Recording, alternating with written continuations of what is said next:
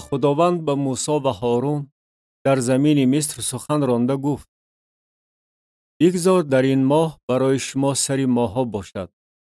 بگذار آن برای شما ماه یکم در میان ماه‌ها باشد. و تمام جماعت اسرائیل سخن رانده گوید: در روز دهمی همین ماه بگذار هر یک بره برای خانواده بگیرند، یعنی برای هر خاندان یک بره.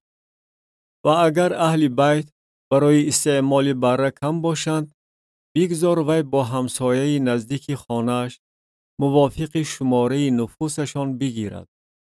به اندازه خوردن هر یک به بره شرکت کنید. بره شما باید به عیب نرینه یک ساله باشد. از گوسفندان و بزان آن را بگیرید. و بگذار آن نزد شما تا روز 14 همین ماه نگاه داشته شود و آن را تمام جمع آمد جماعت اسرائیل به گاه روزی ذبح کنند.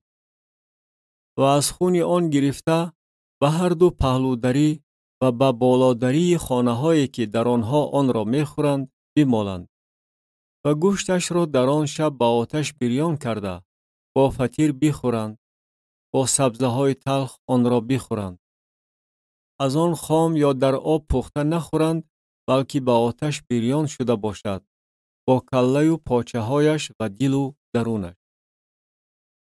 و از آن تا صبح باقی نگذارید. و آنچه را که از آن تا صبح باقی مانده باشد با آتش بسوزانید. و آن را این طور بخورید: کمر شما بسته، کفش‌های شما بر پای‌های شما و عصای شما در دست شما باشد و آن را شتابان بخورید که این فصح خداوند است.